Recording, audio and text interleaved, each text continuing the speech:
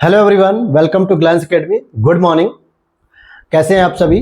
उम्मीद करता हूं आप सभी अच्छे होंगे और आपकी तैयारी बहुत अच्छी चल रही होगी।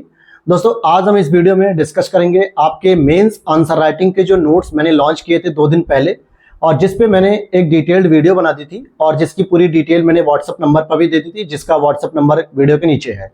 साथ में बहुत सारे लोगों की क्वेरीज आई कि सर आपने जो डेमो दिए हैं, चाहे वो ज्योग्राफी के हों, मॉडर्न हिस्ट्री के हों या फिर इंडियन पॉलिटी के हों, इन डेमो से देखने से तो लग रहा है कि हाँ नोट्स अच्छे हैं, लेकिन अगर एक बार डिटेल से थोड़ा और उन पे वीडियोस आ जाती तो थोड़ा हमें और क्लैरिटी हो जाती कि हम किस एग्जाम्स के लिए इसे फॉलो कर सकते हैं और कहाँ कहाँ पे इसमें जो है कि प्लस पॉइंट हमारे लिए बेस्ट होंगे।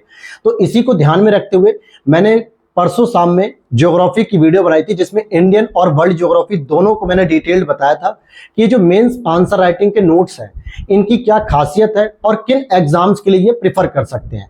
ठीक उसी तरीके से इंडियन पॉलिटी पे आज हम डिस्कस करेंगे, क्योंकि अभी मैंने मेंस की आंसर राइटिंग के लिए केवल 3 नोट्स को लॉन्च किया है और अगला नंबर है आपके जीएस पेपर 4 एथिक्स पे मेरा काम चल रहा है कि कैसे एथिक्स में हम बढ़िया नोट्स को तैयार करके बढ़िया कंटेंट को पढ़ के अच्छे मार्क्स को गेन कर सकते हैं। क्योंकि अगर आपको सिविल सर्विसेज में सिलेक्शन लेना है तो आपको कुछ मेंस ओरिएंटेड जो है कि नोट्स अच्छे से तैयार करने होंगे, या तो आप खुद कर लीजिए, सबसे बेस्ट ऑप्शन है। अगर आप नहीं कर पा रहे हो तो हमने जो तैयार किए आप उसको भी फॉलो कर सकते हो, क्योंकि आपको पता होना चाहिए कि जितने लोग भी सेलेक्ट होते हैं ना, सबके पास अपने एक नोट्स होते हैं। और आप में से भी बहुत लोग सोचते हो कि सर हम नोट्स बना लें, कुछ लोग कोशिश भी करते हैं, बुक उठाते हैं, स्टैंडर्ड बुक्स उठाते हैं, एनसीईआरटी उठाते हैं और 1-2 सब्जेक्ट की बना लेते हैं, 1-2 चैप्टर का बना लेते हैं। फिर हो सकता है कि बोरिंग हो जाता है या कंटिन्यूटी नहीं हो पाती और कंसिस्टेंसी नहीं हो पाने की वजह से नोट्स तैयार नहीं हो पाते हैं। और इसी वजह से मैंने ये जो है कि सोचा कि हमारी टीम ने भी सोचा क्यों ना हम एक मेंस जो अप्रोच है उसको लेकर आंसर राइटिंग को जो है कि तैयार किया जाए। हालांकि ये कोई मॉडल आंसर नहीं है, ये सारे टॉपिक को कवर किया गया। सबसे अच्छी बात इसमें एनसीईआरटी बुक को शामिल किया गया, स्टैंडर्ड बुक्स को शामिल किया गया, प्रीवियस ईयर आए हुए प्रश्नों को शामिल किया गया है कि किस प्रकार से प्रश्न पूछे जा रहे हैं और उसके बाद हम इन टॉपिक्स को तैयार कर पा रहे हैं। और टॉपर्स की कॉपी भी जो इजिली जो है कि आपको हर एक वेबसाइट पे मिल जाती है, वहां से भी कुछ सेलेक्टेड जो टॉपर्स हैं, अच्छे जो टॉपर्स हैं हिंदी मीडियम में, उनकी जो है कि कॉपी को मैंने यहाँ पे नोट डाउन किया कि देखा कि उनके किस तरीके से नोट बनाने के तरीके हैं। हालांकि मैंने अपने भी नोट्स बना रखे हैं, लेकिन उसको और बेहतर तरीके से फिल्टर करके आप लोगों के सामने प्रेजेंट किए, क्योंकि मैंने भी 2 बार मेंस दिया और इस फील्ड में मैं लगातार 4 से 5 साल से लगा हुआ हूं और बहुत सारा अनुभव भी हुआ, बहुत सारी किताबें पढ़ी, बहुत सारे लोगों से मिले। फिर पता चला कि कौन कौन सी हमने गलतियां की जिसकी वजह से हिंदी मीडियम का रिजल्ट कम होता है, बिखराव ज्यादा होता है, भटकाव ज्यादा होता है। तो हम चाहते हैं कि हिंदी मीडियम में जो गलती हमने की है उन गलतियों से सीखते हुए आप लोग कम से कम जो सफलता 2 साल 3 साल में ले सकते हो उसके लिए बहुत ज्यादा समय मत दीजिए। और उसमें एक बहुत बड़ा पड़ाव होता है मेंस की आंसर राइटिंग। आप लोग जब मेंस की आंसर राइटिंग करने की प्रैक्टिस भी करते होगे, सोचते भी होगे, तो कभी कभी पेन ठहर सी जाती होगी, लगता होगा सर हमें तो कुछ आ ही नहीं रहा है, कोई हमें टॉपिक ही नहीं पता, हमने सारी किताबें पढ़ ली हैं, लेकिन मेंस में कितना हमें लिखना, 200 वर्ड में हम कोई टॉपिक कैसे कंप्लीट करें, 250 वर्ड में कैसे लिखें, 150 वर्ड में कैसे लिखें, इनकी जानकारी नहीं है। और इन्हीं सबकी जानकारी को कलेक्ट करते हुए जो गवर्नमेंट डाटा है, रिपोर्ट्स हैं, ठीक है, जो इंटरनेशनल ऑर्गेनाइजेशन है, जो मिनिस्ट्री है, जो एनजीओ हैं, इन सभी की रिपोर्ट्स को कोट करते हुए और राइटर्स वगैरह की बुक को कोट करते हुए, डेफिनेशन को कोट करते हुए हमने मॉडल आंसर की तरह पूरे टॉपिक को जो है कि तैयार किया है, और जो बहुत ही बेस्ट है, जिसमें आप पढ़ के डायरेक्टली आंसर राइटिंग करके आ जाओगे। और यहां पर कई लोगों की कल क्वेरीज आई थी कि सर ये यूपीएससी के लिए है या यूपी पीसीएस है, अदर स्टेट पीसीएस। तो मैं आपको क्लियर कर देता हूं कि मैंने इसमें यूपीएससी और यूपी पीसीएस के सिलेबस को ध्यान में रखते हुए जो है कि पूरे नोट्स तैयार किए हैं, लेकिन बाकी अदर स्टेट जैसे बिहार पीसीएस हो गया, Uttarakhand PCS, Haryana PCS, Rajasthan PCS, उनके भी मैंने सिलेबस को पूरी तरीके से ऑब्जर्व किया। लगभग जो है कि 80% सिलेबस सेम टू सेम है। अगर हम स्टेट स्पेशल को अगर हटा देते हैं तो लगभग 80% सिलेबस आपके सेम है, जीएस 1, 2, 3, 4। तो आप कह सकते हो कि अदर स्टेट के स्टूडेंट भी इस नोट्स के साथ जा सकते हैं। लेकिन यूपीएससी और यूपी पीसीएस बिल्कुल आप इसके साथ जा सकते हो, क्योंकि कल एक बच्चे ने पूछा मेरी टीम से कि सर मुझे तो यूपीएससी के चाहिए, यूपी पीसीएस के नहीं चाहिए। तो मैंने उसको यही बताया कि भाई इसमें यूपीएससी और यूपी पीसीएस दोनों को शामिल किया गया है और आप इसको देख सकते हो। तो चलो शुरू करते हैं अपने नोट्स पे, अब हम लोग डिस्कस करते हैं। सबसे पहले मैं ज्योग्राफी की तरफ, मॉडर्न हिस्ट्री में भी आज आपको पहले सिलेबस दिखाऊंगा कि सिलेबस में क्या क्या टॉपिक पूछे गए हैं और उन सिलेबस के ओरिएंटेड ही हमने पूरे नोट्स बनाए हैं। पीवाईक्यूज को क्या एनालिसिस किया गया यूपीएससी का और यूपीपीसीएस का, उसके बेस पे जो है कि इसको तैयार किया गया। तो ये सारी चीजें आपको देखने से पता चल जाएगा कि हाँ ये नोट्स हमारे लिए कितने यूजफुल हैं और कितने नहीं है, ये आप डिसाइड कर लोगे आसानी से। क्योंकि डेमो पेज में जो 2-3 टॉपिक है उससे क्लियर नहीं हो पाता है, लेकिन एक वीडियो डिटेल आ जाती है जो पूरे नोट्स पे, जहां पर मैं आपको 7-8 टॉपिक डिस्कस करूंगा किस तरीके से नोट्स को तैयार किया गया, क्या कीवर्ड्स यूज किए गए, तो आपको थोड़ी क्लैरिटी होगी कि हाँ इन नोट्स को खरीदना चाहिए या नहीं, या हमारे साथ जो है कि इसके साथ आगे बढ़ना चाहिए कि नहीं। तो चलिए साइड में आप डिस्प्ले पर देखना शुरू कर लीजिए, वहां पर आपको सिलेबस मिलेगा सबसे पहले। अब यहां पर आप लोगों को साइड में डिस्प्ले पे जो सिलेबस शो हो रहा होगा उसमें आप देखोगे जीएस पेपर 1 के अंतर्गत क्या क्या टॉपिक पूछा जाता है मॉडर्न हिस्ट्री के अंतर्गत, या यूं कहे कि हिस्ट्री के अंतर्गत। पहली जो यूनिट है आपकी वो क्या कह रही है आपसे कि भाई भारतीय संस्कृति के इतिहास में प्राचीन काल से लेकर आधुनिक काल तक, इट मीन्स कि आपका पाषाणिक सभ्यता जहां से शुरू होती है भारत की, पाषाणिक सभ्यता, सिंधु घाटी सभ्यता, वैदिक काल, बौद्ध काल, जैन काल, मौर्य काल, मौर्योत्तर काल, गुप्त काल, गुप्तोत्तर काल, चोल वंश, पल्लव, पांड्य, कुषाण, सारे लोगों का जो है कि फिर मेडिवल हिस्ट्री आ जाओ जिसमें सल्तनत काल हो गया, लोधी वंश हो गया, तुगलक वंश हो गया, फिर आपका मुगल काल हो जाएगा। इन सभी को समेटते हुए आपको आधुनिक भारत तक आना है। जिस प्रकार से गोथिक शैली का डेवलपमेंट होता है, यूरोपीय शैली का डेवलपमेंट होता है, इन सभी को समाहित करते हुए आपको कला के विभिन्न प्रकार के रूप, चाहे वो साहित्य से संबंधित हो, कला के रूप हो, वास्तुकला हो या चित्रकला हो, मूर्ति कला हो, साहित्य हो, इन सभी पर पहलू पर विचार करना है। हालांकि ये एक अलग नोट्स बनेंगे आर्ट एंड कल्चर के, जो प्रोसेस में चल रहे हैं, प्रक्रिया चल रही है इन पर भी, क्योंकि समय लगता है दोस्तों। मेंस के नोट्स तैयार करने को अगर आपसे कहा जाए और आप कर भी रहे होगे तो आपको भी पता होगा कि बहुत सारी किताबें इसमें पलटनी पड़ती हैं, केवल एक किताब उठा के नहीं बन जाती हैं। इसमें 2 से 3 किताबों को शामिल किया जाता है, एनसीईआरटी को शामिल किया जा रहा है, टॉपर्स के नोट्स शामिल किया जा रहा है, तब जाके एक बहुत ही स्टैंडर्ड फिल्टर करके नोट्स में बना पा रहा हूं। तो समय लगता है। और पूरे जीएस पेपर, साथ में यूपी स्पेशल का जो पेपर नंबर 5 और 6 है, इनको भी तैयार कर रहा हूं, जिसको मैं जुलाई पहले या अगस्त के फर्स्ट वीक सेकंड वीक तक ला दूंगा। तो लगभग जो है कि इन सभी कामों में थोड़ा समय लगता है, तो पेशेंस रखिएगा, लेकिन जितना पॉसिबल हो रहा है वो सारे नोट्स आपके लिए मैं लेकर आ रहा हूं।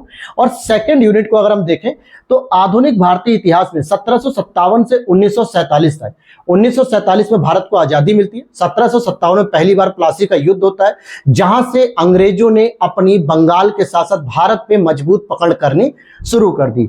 उस दौरान महत्वपूर्ण घटनाएं, व्यक्तित्व, समस्याएं जो भी भारत में आ रहे थे इस पूरे 200 साल के कार्यकाल में, इनको पूरा कवर करना है। साथ में स्वतंत्रता संग्राम की बात करें, जो नेशनल मूवमेंट रहा, इसके विभिन्न चरण कौन से थे, देश के विभिन्न भागों में इसमें अपना किसने योगदान दिया, महत्वपूर्ण व्यक्ति और उनके योगदान के बारे में बात की जा रही है। फिर स्वतंत्रता के पश्चात देश के अंदर एकीकरण और पुनर्गठन, स्पेशली 1965 यानी कि नेहरू जी के कार्यकाल तक की पूरी डिटेल इसमें पूछी गई है। अब मॉडर्न हिस्ट्री में क्या होता है, 3 पार्ट हो गए।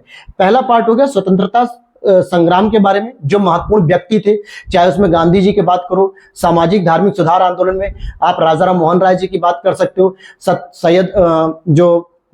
सैयद खान थे उनकी बात कर सकते हो, सर सैयद अहमद खान, दादा भाई नौरोजी की बात कर सकते हो, पटेल जी की बात कर सकते हो, और विवेकानंद जी की बात करोगे, ज्योतिबा राव फूले की बात करोगे, रमाबाई की बात करोगे, अलग अलग लोगों की, गांधी जी की बात करोगे।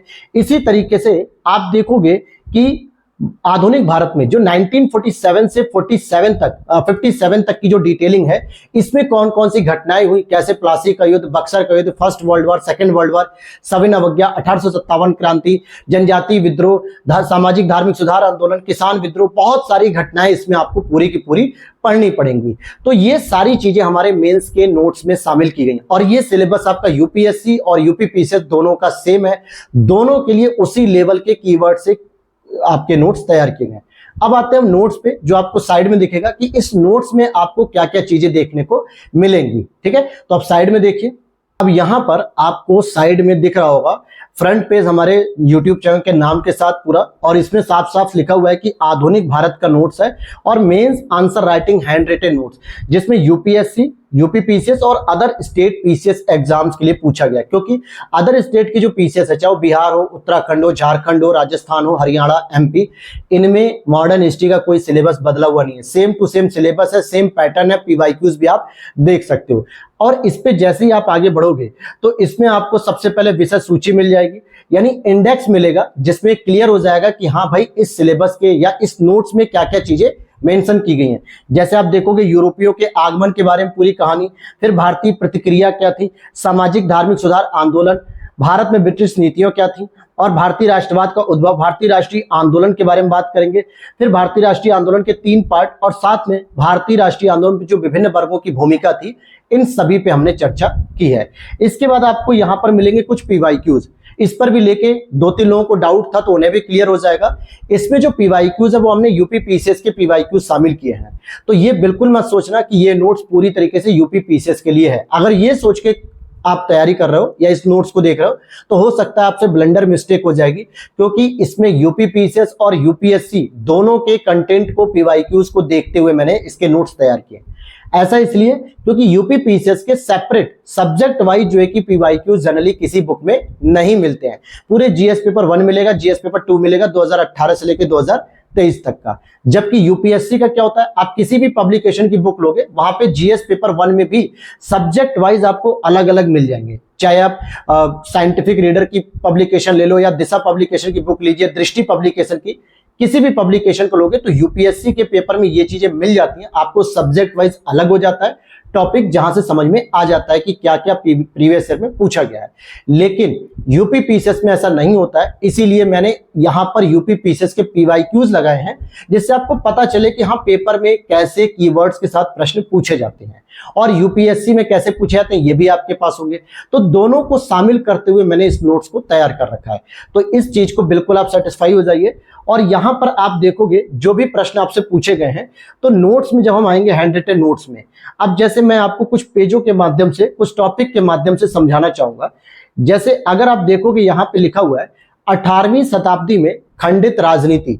भाई 18वीं शताब्दी में खंडित राजनीति यानी भारत में राजनीति जो थी तो मुगल साम्राज्य का पतन हो रहा था, क्षेत्रीय शक्तियों का उदय हो रहा था, यूरोपीय औपनिवेशिक प्रभाव बढ़ रहे थे। ये आपको बेसिक पॉइंट 4-4 पॉइंट के बारे में पता चल गया, क्योंकि 150-200 शब्दों में लिखना होता है। लेकिन जो यहां से प्रश्न बनता है कई बार कि भाई मैसूर क्षेत्रीय शक्ति के बारे में विस्तार से चर्चा करो, हैदर अली के नेतृत्व में बताओ या फिर टीपू सुल्तान के बारे में बताओ और उसके नेतृत्व में कैसे मैसूर एक महत्वपूर्ण शक्ति के रूप में स्थापित हुआ।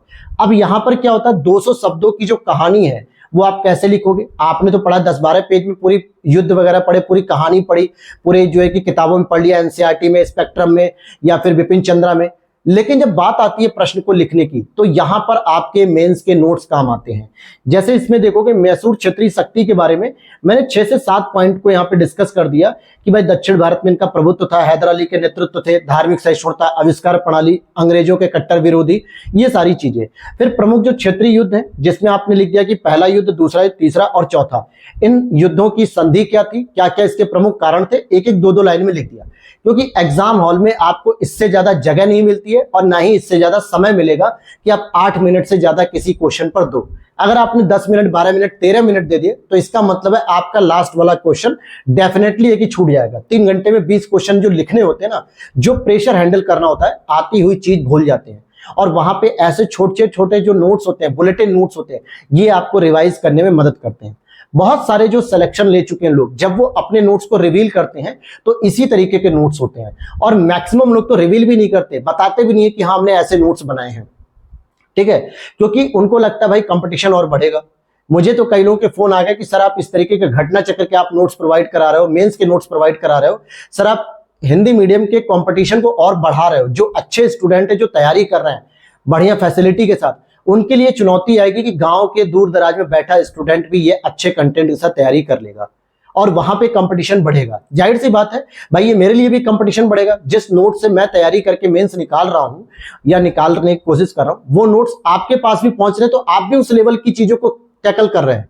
लेकिन मेरे लिए कंपटीशन बढ़ाना इंपॉर्टेंट नहीं है, हिंदी माध्यम का रिजल्ट सुधारना इंपॉर्टेंट है। और जो हिंदी माध्यम के बच्चे जो मोटी मोटी बुक के पीछे भटकते रहते हैं, यूट्यूब पे तमाम वीडियो देख के भटक जाते हैं, किसी ने कह दिया ये पढ़ लो तो उसने वो पढ़ लिया, किसी ने कह दिया ये किताब पढ़ो तो वो किताब पढ़ ली।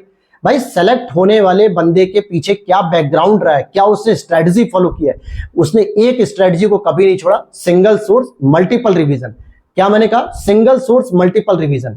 मैं आपको भी कहता हूं, अगर आप खुद से मेंस के नोट्स बनाते हो तो सबसे बेस्ट ऑप्शन है। लेकिन अगर नहीं बना पा रहे हो तो बिना मेंस की तैयारी के आपका सिलेक्शन नहीं होगा, कितना भी आप प्रीलिम्स रट लो।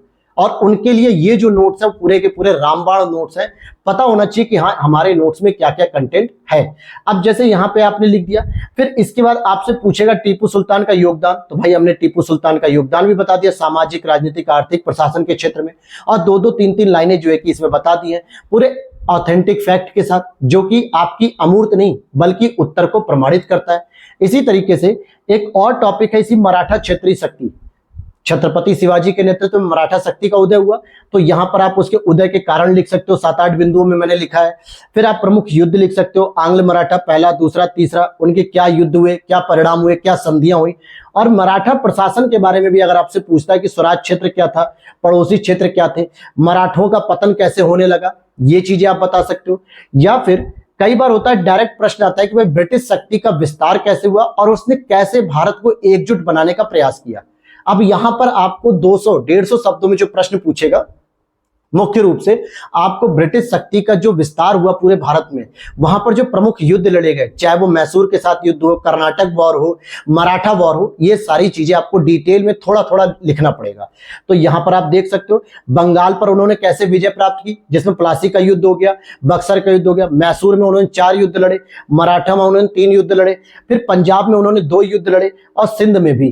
तो ये 5-6 ऐसे पॉइंट है जहां पे बड़े बड़े प्रशासन को इन्होंने एकजुट किया, वहां पर अपनी शक्ति को मजबूत करके जाने अनजाने में इन्होंने भारत को एकजुट तो कर दिया। ये एक अच्छी बात है कि भारत को इन्होंने एकजुट कर दिया और भारत का विकास भी एकजुट तरीके से हो सका। कैसे होगा वो भी चीजें मैं आगे बताऊंगा। फिर इसमें एक और प्रश्न पूछा था कि बिना युद्ध के राज्यों का इन्होंने कौन कौन से विलय किए, मतलब कहीं पर युद्ध नहीं लड़ा, जैसे डलहौजी की नीति थी, व्यक्तिगत नीति का था, कुशासन के आरोप में थे, तो ऐसी नीतियों का प्रयोग करके भी इन्होंने अवध हो गया, नागपुर हो गया, झांसी हो गया, सतारा, संबलपुर, इन सभी को जीत लिया। तो प्रशासनिक नीतियां कौन सी थी, फिर भारत में अंग्रेजों की सफलता के क्या कारण थे, ये भी आपको डिस्कस करना होगा, तब आप जाके एक उत्तर लिख पाओगे कि ब्रिटिश भारत का कैसे समेकन किया गया, कैसे विस्तार किया गया। तो यहां पर आपके ये यूपीएससी मेंस, यूपीपीसीएस मेंस या अदर स्टेट के मेंस से ओरिएंटेड ये पूरे नोट्स तैयार हैं। अब ये सारी घटनाएं हम देखो 1757 से लेके पूरा 1947 तक को कवर कर रहे हैं। ऐसे मैं आपको टॉपिक दिखाना चाहूंगा पेज नंबर 10 पे। अब जैसे क्या होता है, जब अंग्रेजों के द्वारा बहुत सारी गतिविधियां ऐसी की जा रही थी जिनके माध्यम से शोषण किया जा रहा था, औपनिवेशिक नीतियों का पालन किया था, तो भारतीयों के द्वारा भी प्रतिक्रिया दी जा रही थी, लेकिन आप उसे किताबों में अलग अलग करके पढ़ते हो। लेकिन प्रश्न क्या आता है, डायरेक्टली पूछ जाता है कि भाई तमाम जो है कि गतिविधियां हुई अंग्रेजी शासन में, उनके विरुद्ध में भारतीय प्रतिक्रिया क्या थी, उन पे चर्चा करो। अब भारतीय प्रतिक्रिया का मतलब भारतीयों ने विरोध किस माध्यम से किया, तो मैंने यहाँ पे पॉइंट बना दिया। जनजातीय विद्रोह किए, बिल्कुल, किसान विद्रोह हुए, बिल्कुल हुए, श्रमिक आंदोलन हुए, नागरिक आंदोलन हुए और 1857 का विद्रोह हुआ। तो ये 4 प्रकार के अलग अलग विद्रोह भी हुए जिनके माध्यम से भारतीयों ने अपनी प्रतिक्रिया को जाहिर किया कि अंग्रेजों की नीतियों के खिलाफ हम खड़े हैं। अब यहां पर अगर आपको सेपरेट जानना है कि भाई मुझे अलग अलग जानना है, जैसे स्टेट पीसीएस में अक्सर पूछ लेता है, तो आप सिंपल है जनजातीय विद्रोह के बारे में कारण पढ़ो, 3-4 कारण, असफलता के क्या क्या कारण थे और इससे क्या प्रमुख विद्रोह थे। अब यहाँ पे आपको प्रमुख विद्रोह पूरा डिटेल नहीं लिखना है कि खासी विद्रोह पढ़ लिया, कोल विद्रोह, संथाल विद्रोह या फिर रामदंडू, मणिपुर, उलगन, आपको एक एक लाइन लिख देनी है। एग्जामिनर को पता होना चाहिए कि हाँ भाई इस व्यक्ति को, आपको पता है कि ये सारे विद्रोह हुए थे जनजातियों के और इन क्षेत्रों में हुए थे और ये नेतृत्व करता थे और ये सन में शुरू हुए थे और किन के विरुद्ध हुए थे, वो सारे के सारे आपने लिख दिए। तो अगर स्पेशली पूछा जाए जनजातीय विद्रोह तो भी आप डिस्कस कर सकते हो, या फिर किसान विद्रोह पूछेगा तो आप किसान विद्रोह के कारण लिख सकते हो। यहाँ पे सारे करीब करीब 8-9 कारण लिखे हुए।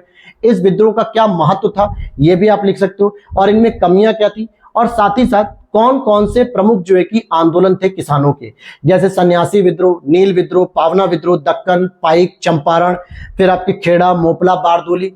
मैंने बहुत सारे लिखे हैं, जितने इंपॉर्टेंट थे वो सारे लिखे हैं, लेकिन डिपेंड करेगा कि आप पे एग्जाम में कितने याद आ रहे हैं, 2 याद आ रहे हैं, 3 याद आ रहे हैं, 4 याद आ रहे हैं, आप इसको लिख सकते हो।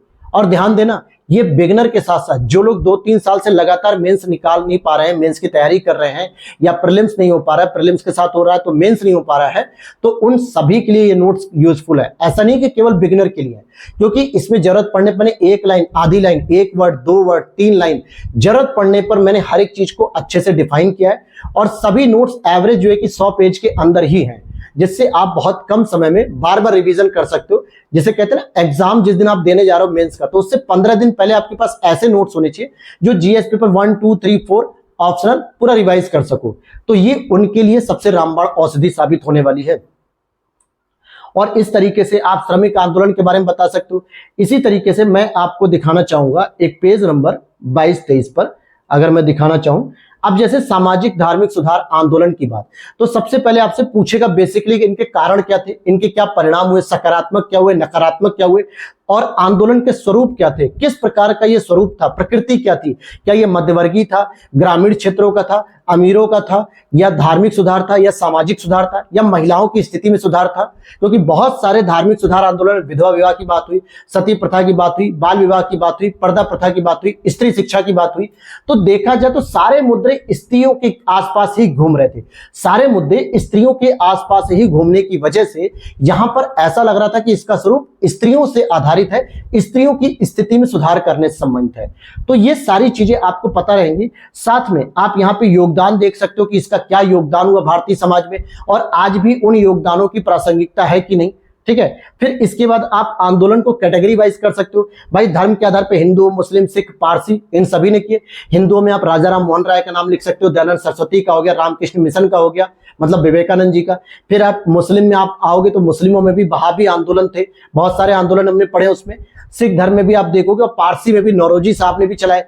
फिर इसी तरीके से अगर आप भौगोलिक विस्तार में देखोगे, पूर्वी भारत में सुधार आंदोलन, पश्चिमी में, उत्तर में, दक्षिण में, और वर्ग स्थिति में देखोगे तो जाति आधारित और महिला आधारित जो सुधार थे, इनको मैंने अलग अलग कैटेगरी पे बहुत डिटेल से यहां पर तैयार कर रखे हैं। आप पूरी चीजों को यहां पर देख सकते हो। इसी तरीके से आपको और भी चीजों को मैं बताना चाहूंगा यहां पर। अब जैसे यहां पर देखोगे पेज नंबर 31 पे अगर हम आए, कई बार पूछा जाता है कि भाई ऐसी कौन सी नीतियां थी ब्रिटिश शासन की जिसकी वजह से भारत की अर्थव्यवस्था खराब होती गई, मेरुदंड टूट गया, 200 सालों में पूरा का पूरा जो हथकरघा उद्योग था, जो कृषि थी, वो सारी की सारी चौपट हो गई। तो जो भी अलग अलग नीतियां आप पढ़ते हैं उनको एक जगह पे कंसाइज किया गया यहाँ पे। जैसे प्रशासनिक नीतियों में आप देखोगे तो सिविल सेवा, न्याय व्यवस्था, पुलिस व्यवस्था, सैन्य व्यवस्था। अगर आप आर्थिक नीतियों में पढ़ोगे तो भू राजस्व नीति, कृषि का वाणिज्यीकरण, उपनिवेशवादी नीति, औद्योगिकरण, रेलवे नीति और धन निकासी का सिद्धांत हो गया। अगर आप सामाजिक सांस्कृतिक नीति पढ़ोगे तो सामाजिक धार्मिक सुधार आंदोलन, प्रेस का विकास, और साथ ही साथ शिक्षा की नीति जो फिल्ट्रेशन थियरी थी 1813 के चार्टर में। और अगर साम्राज्यवादी नीति की बात करोगे जहां पर इन्होंने अपना विस्तार किया तो सहायक संधि वेलेस्ली की 1798 में, और व्यक्तिगत सिद्धांत जो कि 1848 से लेकर 54-55 तक चलता है लॉर्ड डलहौजी के द्वारा। तो ये पूरी की पूरी ब्रिटिश नीतियों के बारे में पूरा डिटेल्स यहाँ पे दिया गया है, और उनकी नीतियों के क्या कारण थे, क्या परिणाम थे, क्या प्रभाव हुए, सकारात्मक कैसे हुए, नकारात्मक कैसे हुए, भारतीयों के लिए क्या बेनिफिट थे, अंग्रेजों के लिए क्या बेनिफिट थे, ये सारी चीजों को आपको यहाँ पे कवर कर दिया गया है। इसी तरीके से आप और भी चीजों को देख लो। देखो ये दिखाना जरूरी था क्योंकि बहुत सारे स्टूडेंट का एक कंफ्यूजन हो रहा था कि सर हमें पूरी चीजें क्लियर नहीं हो पा रही 2 से 3 पेज के डेमो में। हालांकि नोट्स आपके अच्छे हैं, नोट्स पसंद आ रहे हैं बहुत सारे लोगों को, लेकिन फिर भी एक डिटेल्ड वीडियो हो जाए तो वो ज्यादा क्लियर कर देता है आपको। ऐसा ना हो कि आप अंधेरे में तीर चलाएं। और भाई मैं खुद इस फील्ड में जो है कि तैयारी कर रहा हूँ, मेंस दे रहा हूँ, लिख रहा हूँ, 2 बार मेंस भी दिया, और बहुत सारे लोगों से मैं मिलता भी रहता हूँ, टीचर से भी, सिलेक्टेड लोगों से भी।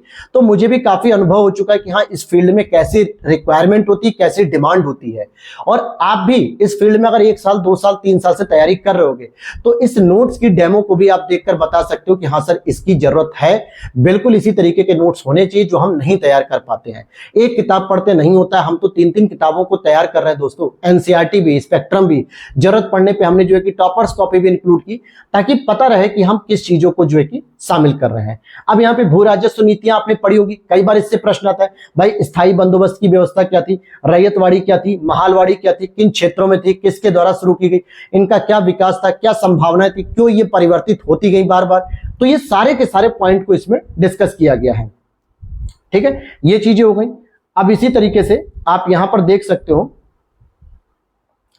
ब्रिटिश भारत में आधारभूत संरचना का विकास क्या था। जैसे आप रेलवे का विकास, सड़क का, पत्तन का, डाक तार, अंतर्देशीय जलमार्ग, ये 4-5 जो है कि जो आधारभूत संरचनाएं इन्होंने अपने फायदे के लिए विकसित की थी। और कहीं ना कहीं इससे भारतीय अर्थव्यवस्था को नुकसान हुआ या नहीं हुआ, लेकिन भारतीय समाज में एक चेतना का विकास हुआ जो आगे चल के राष्ट्रवादी आंदोलन का आधार रखेगी। तो ये सारी चीजें यहाँ पे डिस्कस की गई। फिर इनके परिणाम सकारात्मक क्या हुए, नकारात्मक क्या हुए, इसी तरीके से ब्रिटिश शिक्षा नीति के बारे में भी ये सभी चीजें आपको यहाँ पर मिल रही हैं इस नोट्स में।